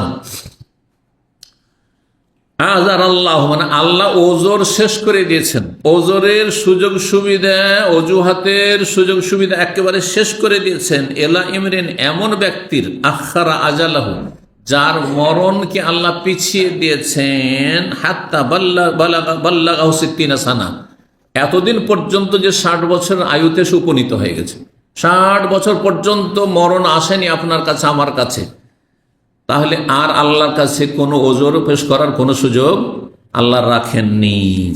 এই হচ্ছে হাদিস। 6420 নম্বর হাদিস বর্ণনা করেছেন সাঈদ ইবনে মুসাইব প্রখ্যাত তাবী, তিনি বলেন আবু হুরায়রা রাদিয়াল্লাহু তাআলা আনহু বলেন সামি'তু রাসূলুল্লাহ সাল্লাল্লাহু আলাইহি ওয়াসাল্লাম, আমি রাসূলুল্লাহ সাল্লাল্লাহু আলাইহি ওয়াসাল্লাম বলতে শুনেছেন, লা ইয়াজালু কালবুল কবীর শাব্বান ফি ইসনাতাইন, সর্বদা বুড়ো মানুষের, বৃদ্ধ মানুষের অন্তর, হৃদয় দুটো ক্ষেত্রে বা দুটো বিষয়ের ক্ষেত্রে যুবক হয়ে থাকে। মানুষ বুড়ো হয়ে যায় কিন্তু তার মনটি দুটো বিষয়ের ক্ষেত্রে কি থাকে? সাপ, একবারে যুবক হয়ে আছে। মানে একটা 15 বছর 18 বছরের ছেলের যেমন মন মানসিকতা, হ্যাঁ, একজন বুড়ো 70-80 বছর হইলে ওই রকমই থাকে অধিকাংশ মানুষের, সামান্য কিছু বাদ দিয়ে। বরং যত বয়স বাড়ছে তত আরো দুনিয়ার লোভ লালসা বেড়ে যাচ্ছে। আমাদের দেশে যত জমি জায়গা, টাকা পয়সার বেইমানি আর সুদ খাওয়া বয়স্ক লোকের বেশি করে, বয়স্ক লোকের বেশি করে। বুঝতে পারছেন না? দেখবেন আপনার চাইতে আপনার বাপ দাদা বেশি হবে যদি বেঁচে থাকে, তো পরীক্ষিত হইতে পয়সার লোভী। এই জন্য অনেকে প্রবাসে থাকেন আর জাকাত সাদকা বিতরণ করার জন্য বাপকে দেন। বাপ এত লোভীর লোভী যে আপনি আল্লাহর ভয়ে জাকাত বের করছেন, ওখান থেকে 9-6 করে খেয়ে ফেলছেন। সাবধান, এই জাকাত আদায় হবে না। এইরকম ব্যক্তি, যেই ব্যক্তি বিশ্বস্ত নয়, শুধু আপনার আত্মীয়তার খাতিরে আমার বাপকে টাকাটা দিয়ে বিতরণ করতে, আমার মাকে দিয়ে টাকা বিতরণ করতে, আর ও তো পয়সা কামড়ি, হ্যাঁ, পয়সা কামড়ে ধরে আছে, সুতরাং সেখানেও 9-6 করবে। সতর্ক, সাবধান। পর একজন হোক কিন্তু আল্লাহ ভীরু, মুত্তাকি পরহেজগার, তাকে পরীক্ষা করেছেন আপনি, হ্যাঁ, তার কাছে দিনের জ্ঞান আছে, আখিরাত সম্পর্কে তার চিন্তা আছে এবং তার প্রমাণ আপনার কাছে আছে, ওই রকম লোককে দিয়ে বিতরণ করেন আপনি। দুটো বিষয়ের ক্ষেত্রে বৃদ্ধ ব্যক্তিরও কলব, হৃদয় কি থাকে? সাব, জোয়ান হয়ে থাকে, যুবক হয়ে থাকে। কিসে? ফি হুব্বিদ দুনিয়া, দুনিয়ার মোহে, দুনিয়ার মোহে মরতে চাই না। 70-80 বছর বয়স হয়ে গেছে, তো মরো যখন অবস্থা, মৃত্যু দ্বার প্রান্তে পৌঁছেছে, হাও মাও করে কান্না করছে। কিন্তু অবাক লাগে, হাও মাও করে কান্নার কি আছে? মরতে চান না আপনি? আজব কথাবার্তা। অতুলিল আমল, এবং দীর্ঘ আশা আকাঙ্ক্ষা, উচ্চ আকাঙ্ক্ষা, এই করব, সেই করব, এই হব, সেই হব না। দুনিয়ার ক্ষেত্রে এমন যেন না, দুনিয়ার লোভ লালসা না বেড়ে যায়, আর উচ্চ আকাঙ্ক্ষা যেন না থাকে। আকাঙ্ক্ষাকে সীমিত করুন, কারণ আপনার হাতে, নিজের হাতে আয়ুর এক মুহূর্ত নেই। 6421 নম্বর হাদিস বর্ণনা করেছেন আনাস বিন মালিক রাদিয়াল্লাহু তাআলা আনহু, তিনি বলেন রাসূলুল্লাহ বলেছেন, একবরো ইবনু আদম, একবরো ইবনু আদম, আদম সন্তানের বয়স বৃদ্ধি হয়। আদম সন্তান যত দুনিয়াতে থাকে তত কি হয়? বয়স বৃদ্ধি হয়, বয়স বাড়ছে। গত বছর 1 বছর কম ছিল বয়স আমার, এই বছর আর 1 বছর বেড়েছে, বাড়তি আছে, প্রতি বছর বাড়তি আছে। কিন্তু ওই একবর মা হয়েছে না, তার সাথে সাথে আরো দুটো জিনিস, দুটো বিষয় আরো বাড়তে থাকে। বয়সও বাড়ে আর তার সাথে দুটো বিষয় বাড়তে থাকে, বৃদ্ধি পেতে থাকে। একটা হব্বুল মাল, পয়সার আসক্তি, মোহ, অতুলুল অমর, এবং আয়ু দীর্ঘায়িত হওয়া, আরো যেন বাঁচে, আরো যেন বাঁচে, না মরি যেন, হাহাকার অবস্থা। যদি ওই রকম সিরিয়াস অসুস্থ হয়ে যায়, হাহাকার অবস্থা, মরতে চাই না মনে হয়েছে। আল্লাহু আকবার। 6 নম্বর অধ্যায় হচ্ছে বাবুল আমল আল্লাযী ইউবতাগা বিহি ওয়াজহুল্লাহ। এই অধ্যায় হচ্ছে এমন আমল সম্পর্কে যেসব আমল দ্বারা আল্লাহর সন্তুষ্টি কামনা করা যেতে পারে, নেক আমল। 6422 নম্বর হাদিস বর্ণনা করেছে মাহমুদ ইবনে রবি, নবী সাল্লাল্লাহু আলাইহি ওয়াসাল্লাম ইন্তেকালের সময় একেবারে নাবালক ছেলে ছিল, মাহমুদ ইবনে রবি। জামা মাহমুদ যেহেতু একবার নাবালক, অল্প বয়সী ছেলে ছিল, 4-5 বছর বয়স মোটামুটি। নবী সাল্লাল্লাহু ইন্তেকালের সময় শেষ জামানায় 4-5 বছর মাত্র বয়স, তার মানে ছোট সাহাবী। কিন্তু তার স্মৃতিতে কিছু কথা ভাসছে নবী সাল্লাল্লাহু আলাইহি ওয়াসাল্লামের। ছোট ছেলেদের অনেক কথা মনে থাকে, ভুলে না। কিন্তু আন্নাহু আকালা রাসূলুল্লাহ সাল্লাল্লাহু আলাইহি ওয়াসাল্লাম, বলছেন যে রাসূলুল্লাহ সাল্লাল্লাহু আলাইহি ওয়াসাল্লামের কথা তার স্মরণে আছে, মনে আছে। ওয়াকাল, কিভাবে মনে আছে? বলছে এমন কি ওয়াকালা মজ্জাতান মজ্জা, নবী সাল্লাল্লাহু আলাইহি ওয়াসাল্লাম একদিন তাদের বাড়ি এসেছিলেন, আর তাদের বাড়িতে বালতিতে পানি ছিল, আর সে পানি মুখে নিয়ে নবী সাল্লাল্লাহু আলাইহি ওয়াসাল্লাম কুলি করলেন, আর কুলি করলে রসিকতা করে, হ্যাঁ, একটু হাসি খুশি করার জন্য সেই শিশুর সাথে, 4-5 বছরের শিশুর সাথে, হাদিসে রয়েছে তখন বয়স তার 4 অথবা 5 বছর বয়স ছিল, সেই শিশুর সাথে হাসি রসিকতার জন্য কি করেছিলেন, তার মুখে কুলি করেছিলেন নবী সাল্লাল্লাহু আলাইহি ওয়াসাল্লাম। পানি যে মুখে ছিল সেটা নিক্ষেপ করেছিলেন। ও আকাল মজ্জাতান, মজ্জাত মানে কুলি করা পানি, মজ্জা মজ্জা মানে কুলি করা, কুলি করা পানি, ভিতরে পানি, এই পানি তিনি নিক্ষেপ করেছিলেন মিনদালউইন, একটি বালতি থেকে মুখে নিয়ে, কানাত ফি দারিন, তাদের বাড়িতে সে বালতিটি ছিল। এই কথাটি মনে আছে যে আমাদের বাড়ি একদিন এসছে নবী সাল্লাল্লাহু আলাইহি ওয়াসাল্লাম, 5 বছর 4 বছরের ছেলে, এই কথা মনে রেখেছে, আর পরে যখন বড় হওয়ার পরে হাদিস বর্ণনা করেছে তখন এই কথা বর্ণনা করছে, যাতে করে তিনি কোনো হাদিস বর্ণনা করলে এই কথা না বলে কেউ, এই তুই যে হাদিস বয়ান করছিস, তো তোর বয়স কত ছিল নবী সাল্লাল্লাহু ইন্তেকালের সময়? আমার বয়স ছিল 5 বছর। 5 বছরের ছেলে ছিল, কি মনে রেখেছিস তুই হাদিস বয়ান করছিস? বলছে দেখো আমার এটা কথা মনে আছে। তো যখন একটা কুলি করেছেন আমার মুখে বা আমার চেহারায় নবী সাল্লাল্লাহু আলাইহি ওয়াসাল্লাম, সেটা আমার স্মৃতিশক্তিতে আছে, স্মৃতিতে আছে, তো আমি একটা হাদিসও শুনেছি, একটা কথা শুনেছি, সেটা বর্ণনা করছি, বুঝতে পারছেন? বা এর দ্বারা আরেকটি বিষয় প্রমাণিত হয় যে তিনি সাহাবী। 2-4 বছরের পার্থক্যে অনেক সময় দ্বিমত হয়ে যেতে পারে, কেউ বলছেন না ও সাহাবী না, হতে পারে না, পারে না সাহাবী, এটা প্রমাণিত হইল। 6423 নম্বর হাদিস, ওই আগের সনদে বর্ণনা করেছেন, তিনি বলছেন, এই মাহমুদ ইবনে রাবি বলছেন, আমি ইতবান বিন মালিক আনসারী থেকে শুনেছি, যিনি বানু সালেম গোত্রের একজন ব্যক্তি।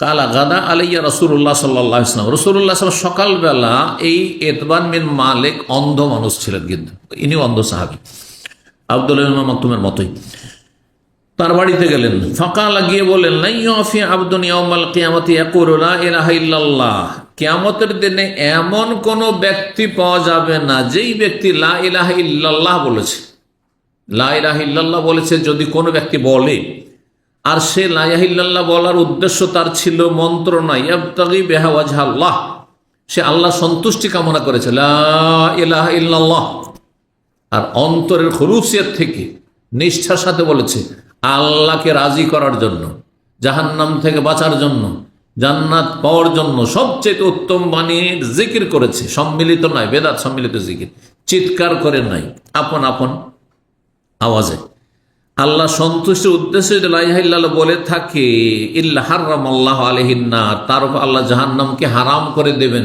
অর্থাৎ এমন ব্যক্তি পাওয়া যাবে না, এখন ভাব অর্থ শুন, এমন ব্যক্তি হাসর মাঠে পাবেন না যে আল্লাহর সন্তুষ্টির জন্য, আল্লাহকে রাজি করার জন্য লা ইলাহা ইল্লাল্লাহ বলেছে, আর সেই ব্যক্তি জাহান্নামে যাবে, এটা হবে না, বরং জাহান্নাম তার উপর কি করা হবে, হারাম করে দেওয়া হবে।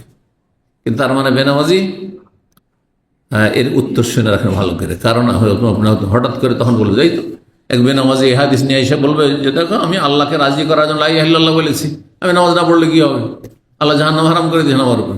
হ্যাঁ, বলেন যে যেই ব্যক্তি লা ইলাহা ইল্লাল্লাহ বলে আল্লাহকে সন্তুষ্ট করতে চায়, সে কি বেনামাজি হইতে পারে? লা ইলাহা ইল্লাল্লাহ মানে কি? আল্লাহ ছাড়া কোনো সত্য মাবুদ নেই। মাবুদ মানে যার জন্য ইবাদত হয়ে থাকে, তো তার মানে ইবাদত আছে ফরজ আমার উপর, সবচেয়ে বড় ফরজ, আর আল্লাহ ছাড়া কারো ইবাদত করা যায় না। কথা বুঝতে পারছেন না? সর্বপ্রথম ইবাদত কি মুসলিম জীবনে? একজন মুসলমান হইলে, কলমা পড়লে সবচেয়ে গুরুত্বপূর্ণ কাজ কি? একটা লোক আমাদের কাছে এসে যখন কালেমা পড়ে মুসলিম, তখন ওদের কি করি? প্রথম উজু শিখাই, কারণ উজু ছাড়া নামাজ হবে না। আর তারপরে নামাজের সময় যখন মাগরিবের আগে এখানে কালেমা পড়লো বা এশার আগে কালেমা পড়লো, সাথে সাথে নিয়ে গিয়ে একসাথে নিয়ে নামাজ পড়ি।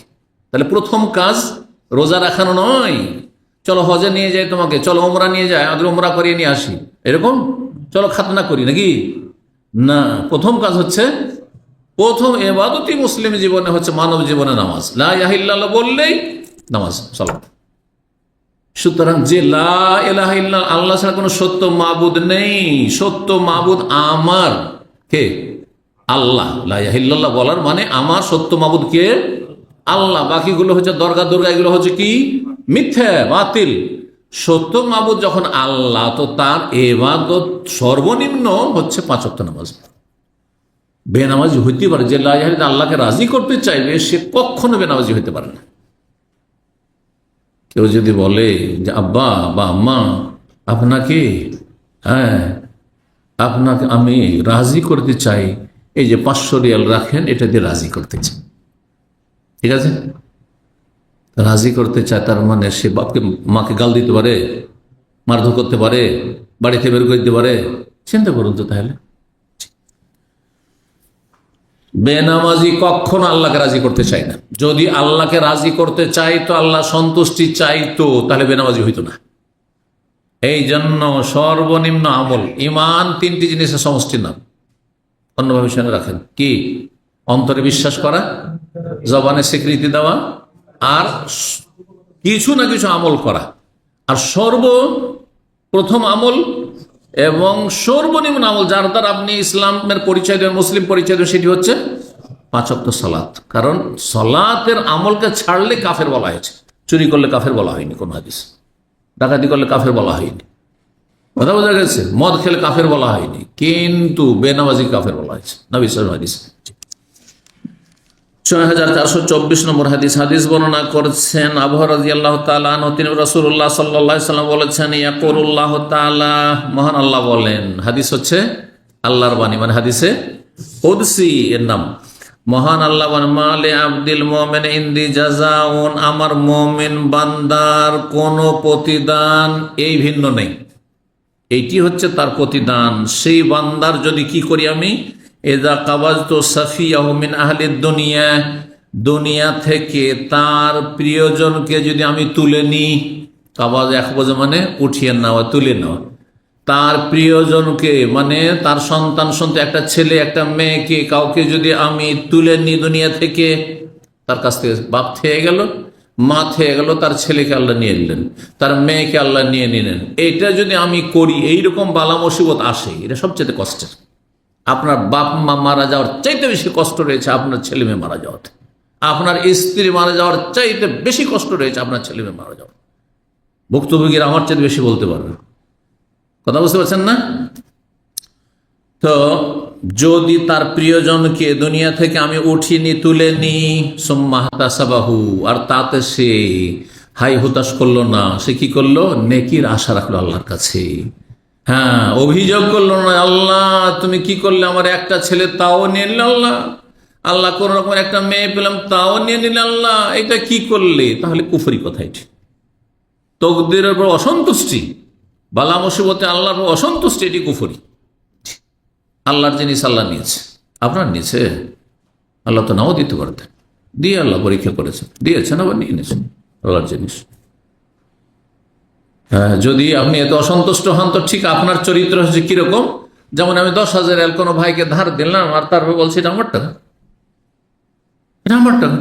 ভাই আমি যে ধার দিলাম আপনাকে, বলছে না আপনি দিয়ে দিয়েছেন, শেষ, কিসের আপনার, ঠিক না? মানে আল্লাহ আমাকে ছেলে মেয়ে দিয়েছেন, ওইটা আল্লাহর। এখন ওইটাই যদি মনে করি যে না আমার, এখন কেন নিলে আল্লাহ তুমি, কেমন হইলো? ওই বেঈমানের মতো হইলো না, যে টাকা ধার নেওয়া বলছেন না, না দেওয়ার নাম কথা নেওয়ার, আজকালকার বেঈমানদের মতো। তো বলছেন সুম্মা তাসাবাহু, সে যদি নেকির আশা রাখে এই বালা মুসিবতে প্রিয়জন হারাতে, ইল্লাল জান্নাহ, মালে আব্দিল মুমিন ইনদি জাযাউন ইল্লাল জান্নাহ, এই হচ্ছে সম্পর্ক। আমার সেই মুমিন বান্দার জন্য একমাত্র প্রতিদান বদলা হচ্ছে কি? জান্নাত। আমি তার এক ছেলে নিয়েছি, শুধু তাকে জান্নাত দেবো, তার এক মেয়ে নিয়েছি, সুতরাং তাকে জান্নাত দেবো।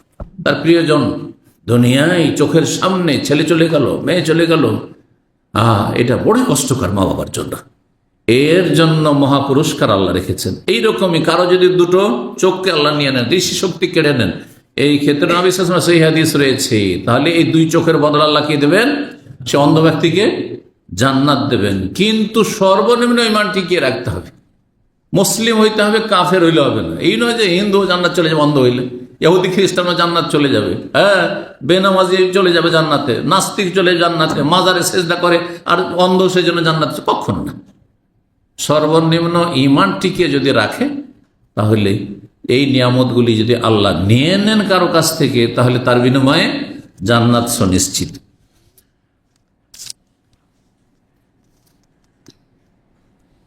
7 নম্বর অধ্যায় বাবু মা ইউজার মিন জাহরাতি দুনিয়া ওয়া তানাফুস ফিহা। এই অধ্যায় হচ্ছে যে দুনিয়ার চাকচিক্য এবং তার আকর্ষণ থেকে যে সতর্ক সাবধান করা হয়েছে যে হাদিসগুলিতে, সেই হাদিসগুলির আলোচনা। দুনিয়ার চাকচিক্যতা আপনি মেতে যাবেন না, আপনি তাতে আপনি ডুবে যাবেন না। আপনি 6425 নম্বর হাদিস বর্ণনা করেছেন ইবনে শিহাব যুহরি রাহিমাহুল্লাহ, উরওয়া ইবনে জুবায়ের রাদিয়াল্লাহু তাআলা আনহুমা থেকে বলছেন তিনি যে মিসওয়ার বিন মাখরামা সাহাবী আখবর, তিনি জানিয়েছেন যে আমর ইবনে আওফ তিনি ছিলেন হালিফুল লিবানি আমির ইবনে লুয়াই। আমির বিন লুয়াই গোত্রের মিত্র ব্যক্তি ছিলেন। আরবদের মাঝে যখন বংশীয় কোনো খাতির বংশীয় রক্তের সম্পর্ক নেই, আর এদের সাথে আমাদের একটু চলাফেরার সম্পর্কের প্রয়োজন রয়েছে, একটু সাপোর্টের সহযোগিতার প্রয়োজন রয়েছে, তখন তারা মিত্রতা স্থাপন করতো, হেল্প যেটাকে বলা হইতো, মিত্রতার স্থাপন করতো। যেমন আমরা ছোটকালে দেখেছি আমাদের দেশে তখন এই দোস্তি পাতানোটা খুবই ছিল। ধরেন একজন কেউ স্কুলে আছে, ওকে আপনার খুব ভালো লেগেছে, ওকে আপনার ভালো লেগেছে, মাদ্রাসাতে এগুলো খুব ছিল। একজন এসে আমাকে বলছে যে না, তোমাকে আমি দোস্ত করবো, আর নিয়ে চলে গেল ওর বাড়ি, আর তারপরে লুঙ্গি কাপড় চোপড় পাঞ্জাবি দিয়ে দিল। এগুলো ছিল এককালে, খুব ছিল, বুঝছেন না? আর সেটা সারা জীবন পর্যন্ত চলতে আছে, সারা জীবন চলতে আছে। ওইগুলো এককালে খুবই বেশি ছিল। এখন পয়সার পিছনে এমন মেতেছে যে দোস্তি পাতানো লাগে না। দুনিয়ার স্বার্থ থাকলে অটোমেটিক পেতে যায়, আর স্বার্থে আঘাত লাগলে অটোমেটিক সেটা ক্যান্সেল হয়ে যায়। বাস্তবতা আমাদের এই অল্প আয়ুতে এটা দেখতে পাচ্ছি। এখন কেউ দোস্তি পাতায় নাই, কিন্তু অটোমেটিক দোস্তি পাতিয়ে যাচ্ছে। কিসে? হ্যাঁ, প্রতি সপ্তাহে নিয়ে যান ভাই, প্রত্যেক জমায় কিন্তু আপনি দূরে থাকেন, আমার এখানে খাবেন, তারপর যাবেন। দেখেন এমনিতে দোস্তি হয়ে যাচ্ছে। হ্যাঁ, তারপরে আর খাওয়া দাওয়া বন্ধ করে দেন, দেখেন সব শেষ হয়ে গেছে। কাউকে 10,000 শুধু ধার দিয়ে দেন, যেন দোস্তি কায়েম হয়ে যাচ্ছে। তারপরে চেয়ে ফেলেন, হ্যাঁ, মুখ কালো হয়ে যাবে। আর না হয়ে বলেন ভাই কখন দেবেন, একটু লিখে দেন, একটা কাগজে কলমে একটা আপনার আমার ফটোকপির উপর লিখে দেন, সাথে সাথে ওর গিরগিটের মতো চেহারা পাল্টে যাবে। কথা বুঝতে পেরেছেন? এই হলো অবস্থা আজকাল। স্বার্থ ছাড়া কিছু বুঝেন আজকালকার মানুষ। ইল্লামর রাহিম আল্লাহ, সবসময় বলতে হবে, ভালো মানুষ কিছু অল্প আছে, আল্লাহ তাদের মধ্যে যেন আমাদের সামিল করেন। তো এই বানু আমের বিন লুয়াই গোত্রের মিত্র ব্যক্তি ছিল কে? আমর বিন আউফ। কানা শাহেদা বাদরান, এ বদরের যুদ্ধেও শরিক হয়েছিল সশরীরে রাসূলুল্লাহর সাথে। তার মানে 313 জন যে জান্নাতের সুসংবাদ প্রাপ্ত সাহাবায়ে কেরাম, বদরি সাহাবী, তাদের একজন। আখবর তিনি জানিয়েছেন, মানে মিসওয়ার বিন মাখরামা এর থেকে বর্ণনা করছেন কি, যে রাসূলুল্লাহ সাল্লাল্লাহু আলাইহি ওয়াসাল্লাম কি করেছিলেন, বাসা আবু উবাইদা ইবনে জাররাহ, আবু উবাইদা ইবনে জাররাহ প্রখ্যাত সাহাবী, যিনি 10 জন জান্নাতের সুসংবাদ প্রাপ্ত সাহাবায়ে কেরামদের অন্যতম একজন। 10 জনকে এক হাদিসেই জান্নাতি বলেছেন নবী সাল্লাল্লাহু আলাইহি ওয়াসাল্লাম। আবু উবাইদা ইবনে জাররাহ, তার নাম কি ছিল জানেন? হ্যাঁ, আমির ইবনুল জাররাহ। আবু উবাইদা ইবনে জাররাহ রাদিয়াল্লাহু তাআলা আনহুকে রাসূলুল্লাহ পাঠিয়েছিলেন এলাল বাহরাইনে ইয়াতি বেজিজিয়া, সেখান থেকে যারা অমুসলিম কাফের সেখানে বাস করে তাদের থেকে জিজিয়া কর নিয়ে আসার জন্য। জিজিয়ার টাকাটা সেখান থেকে উঠিয়ে নিয়ে আসবে কালেকশন করে। আর জিজিয়া না হয় মুসলিম রাষ্ট্রে যদি অমুসলিম নিরাপত্তা চেয়ে সেখানে বসবাস করতে চায়, তাহলে তাদের কি করতে হবে? এটা সামান্য একটা কর দিয়ে আনুগত্য প্রকাশ করতে হবে। একজন মুসলিম তার চাইতে অনেক গুণে বেশি জাকাত দিয়ে থাকে, অনেক গুণে বেশি জাকাত দিয়ে থাকে, ফেতরা দিয়ে থাকে, কোরবানি করে থাকে, আর্থিক মেলা ইবাদতবন্দি করে থাকে। একজন অমুসলিম, হ্যাঁ, মুসলিম দেশে বাস করে তো কিছুই করে না, তো জাকাত দেবে, সাদকা দেবে? হ্যাঁ, তাহলে সামান্য কিছু, এটি জিজিয়া কর একেবারে সামান্য, এটা মাথাপতি। বাহরাইন, তখনকার বাহরাইন কোথায় ছিল? হ্যাঁ, বাহরাইন শুধু আল হাসান না, আল হাসাতে যেহেতু একটা মসজিদ ওই যুগে কায়েম হয়েছে, সেই জন্য আল হাসা অনেকে বলে। আল হাসা এলাকা থেকে শুরু করে কাতিব পর্যন্ত, কাতিব দারিনের নামটাও আছে ওই যুগে। ওই যুগে কাতিব ছিল, দারিন ছিল, এগুলো এসছে আপনার সিরাতের কিতাবাতে এই নামগুলো এসেছে। দামাম ছিল না, দামাম তখন হয়তো আপনার সাগরের ভিতরে ছিল, পানির তলায় ছিল। এই দামামের বয়স 100 বছর, 100 বছর এই দামামের বয়স মোটামুটি। কিন্তু কাতিফ 1400 বছর আগে ছিল, দারিন 1400 বছর আগে ছিল। এবং আলা ইবনুল হাজরামি রাদিয়াল্লাহু তার কথা এখানে আসছে। তিনি এই এলাকার শাসক ছিলেন, গভর্নর নবী সাল্লাল্লাহু পক্ষ থেকে ছিলেন। তার সফর আপনার আলাসা থেকে আপনার দারিন পর্যন্ত হয়েছে, এই কথা রয়েছে সিরাতের কিতাবাদিত। আপনাদেরকে এই জন্য জানিয়ে দিলাম, যেহেতু আপনার এই এলাকায় ঘোরাঘুরি করছেন, এই এলাকায় নবী সাল্লাল্লাহু আলাইহি ওয়াসাল্লামের জীবদ্দশায় সাহাবায়ে কেরামগণ এসেছেন। জি,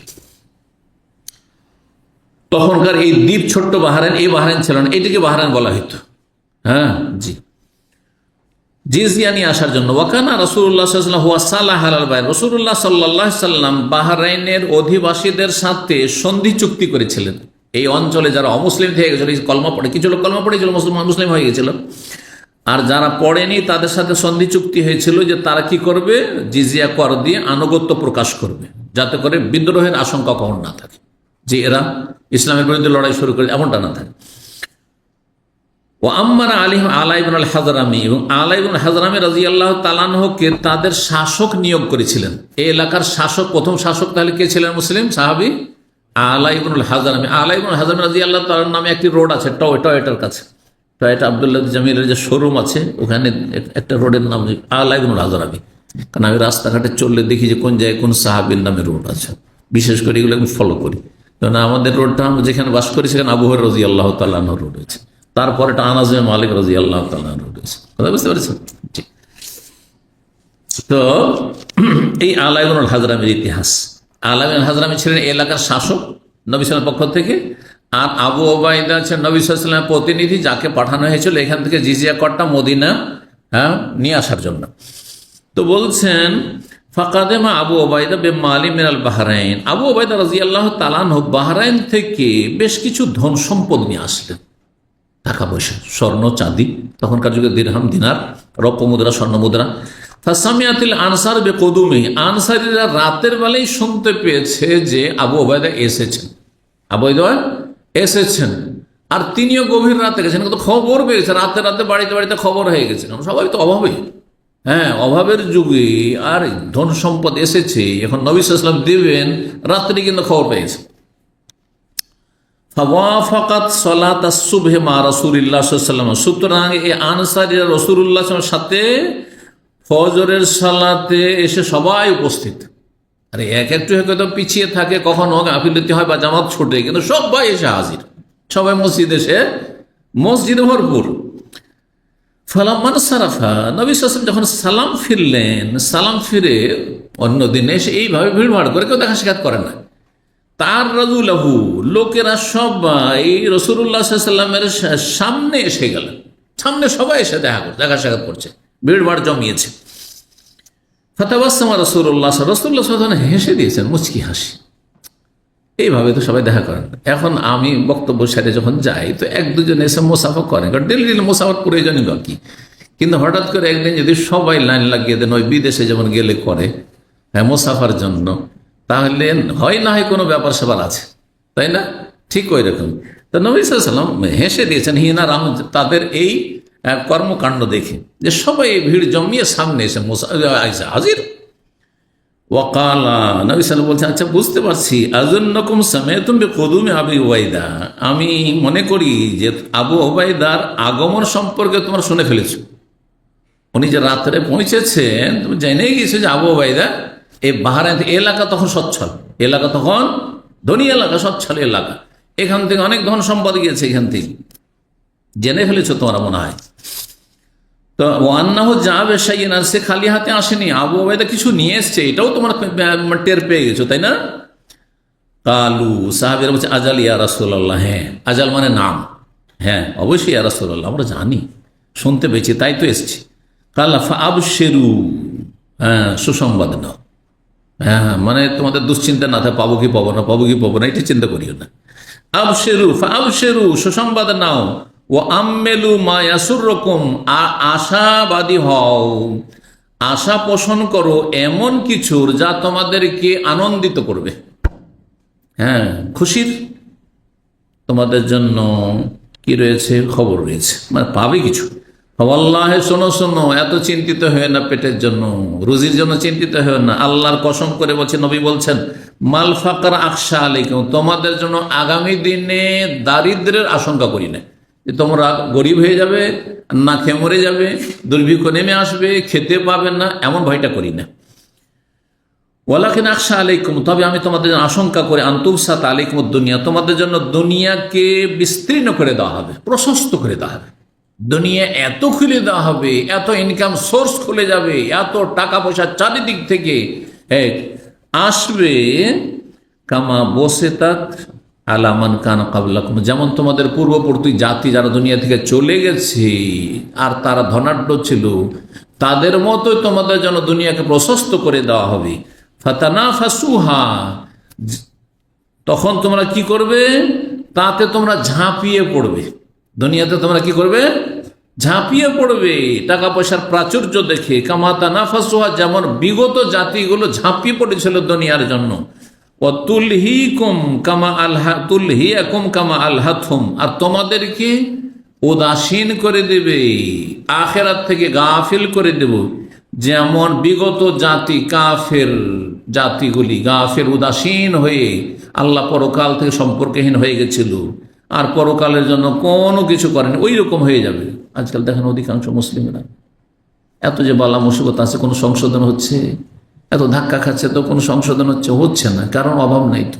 একদিকে ধাক্কা খেলে আরেকদিকে আছে, হ্যাঁ, বহু দিক আছে। জি,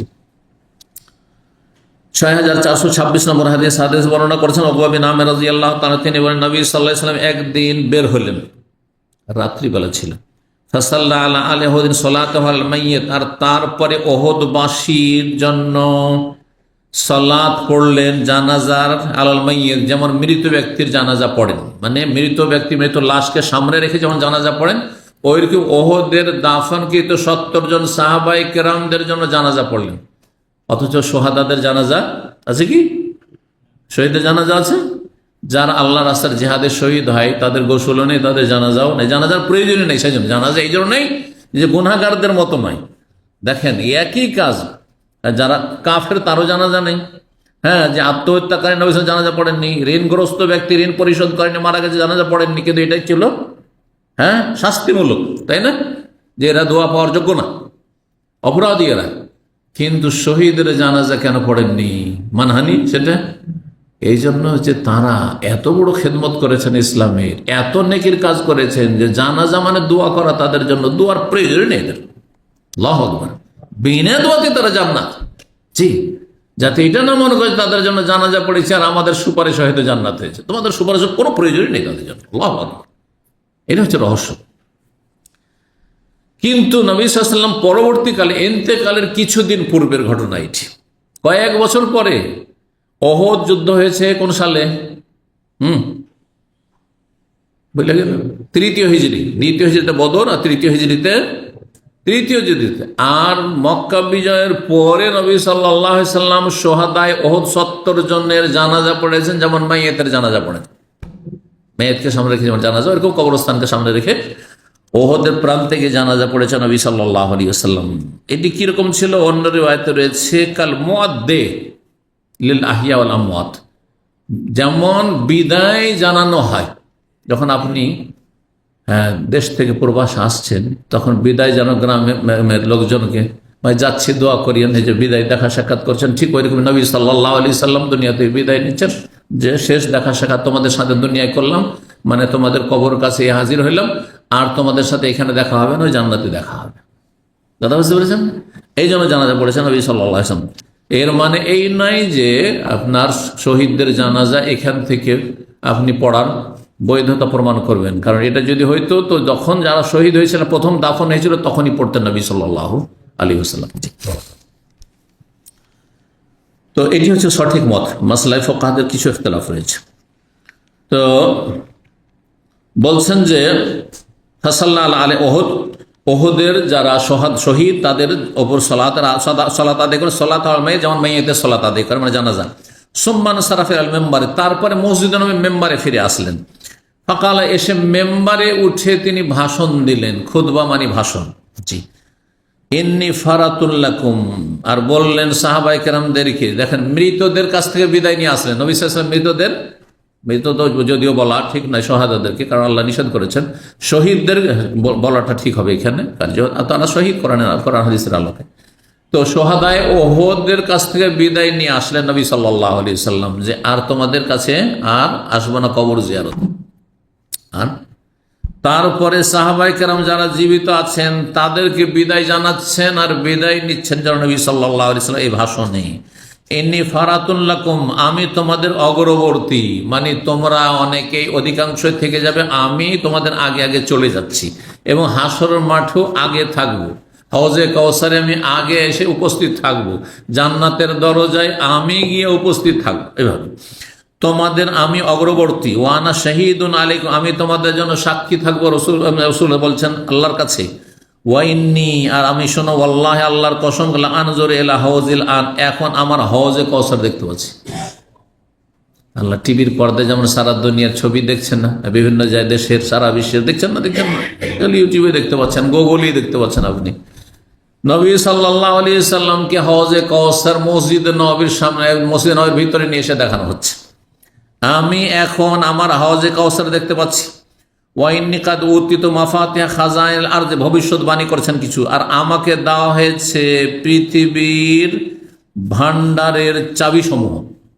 পৃথিবীর ধন সম্পদের যে ভান্ডার, টাকা পয়সা, ধন সম্পদের যে ভান্ডার, তার চাবিগুলি আমাকে দিয়ে দেওয়া হয়েছে। মানে মুসলিমরা একসময় অনেক ধন সম্পদের মালিক হয়ে যাবে, অনেক বেশি সচ্ছল হয়ে যাবে। জি, আও মাফাতিহা খাজাইনিল আরদ বলেছেন, বা মাফাতিহাল আরদ, পৃথিবীর জমিনের চাবিগুলি দিয়ে দেওয়া হয়েছে আমাকে। যেই জমিনেই কি রয়েছে, সমস্ত ধন সম্পদ রয়েছে, জমিনের ওপরে আছে আর না হয় জমিনের নিচে আছে। জি, খনিতে। ওয়াইন্নী ওয়াল্লাহি, আর আমি আল্লাহর কসমকে বলছি, মা খাফা আলাইকুম আন তুশরিকু বাদি, আমি ভয় করি না হে সাহাবাগণ যে তোমরা আমার পরে শিরকে লিপ্ত হয়ে যাও, আবার মূর্তি পূজা করতে লাগবে, এই ভয় করি না। হ্যাঁ, আর সাহাবায়ে কেরামদের জন্য এইটাও ভয় করেননি যে তারা মাজার পূজা করতে লাগবে, কিন্তু পরবর্তীকালে শুরু করেছে মুসলিমরা, মূর্তি পূজা না করলেও মাজার পূজা লিপ্ত হয়ে গেছে। তোমাদের জন্য আমি এই আশঙ্কা করি না যে আমার পরে তোমরা শিরক করতে শুরু করবে, ওয়ালাকিন্নী আখাফু, তবে আমি ভয় পাচ্ছি, আলাইকুম, তোমাদের জন্য, আন তানাফাসু ফিহা, তোমরা দুনিয়া নিয়ে মেতে উঠবে, দুনিয়ায় তোমরা প্রতিযোগিতা শুরু করে দেবে যে কে কত বেশি পয়সা ওয়ালা হয়ে যায়, কে কত বেশি ধন সম্পদ সঞ্চয় করতে পারে। সাহাবায়ে কেরামদের জামানাতে কিছু কিছু শুরু হয়েছিল, আর তারপরে ধীরে ধীরে শুরু হয়েছে। সেই দিকে সতর্ক সাবধান করেছেন সে বিষয়টির ক্ষেত্রে। এখানে আজকের আলোচনা শেষ করি। ওয়া জাযাকুমুল্লাহু খাইর। আল্লাহ রাব্বুল আলামিন যেন আমাদের ইলমে আমলে বরকত দান করেন, শরীর স্বাস্থ্যে বরকত দান করেন, হায়াতে বরকত দান করেন, রুজিতে আল্লাহ বরকত দান করেন, দিন দুনিয়ার সবকিছুতে আল্লাহ যেন বরকত দান করেন। আল্লাহ আমাদের সমস্ত নিয়ামতগুলিকে তার সন্তুষ্টির কাজে লাগাবার তৌফিক দান করেন, আল্লাহ তার অসন্তুষ্টিতে বেঁচে থাকার তৌফিক দান করেন। দোয়া করি আপনাদের জন্য, আল্লাহ আপনাদের রিজিকে যেন বরকত দান করেন, এই প্রবাস জীবনে আল্লাহ যেন বরকত দান করেন এবং সমস্ত বালা মুসিবত থেকে আল্লাহ হেফাজতে রাখেন। পরিবার পরিজন যাদেরকে ছেড়ে এসেছেন আল্লাহ তাদেরকে যেন ভালো রাখেন। ওয়া সাল্লাল্লাহু ওয়া সাল্লাম আলা নবিয়িনা মুহাম্মদ ওয়া আলা আলিহি ওয়া সাহবিহি আজমাইন।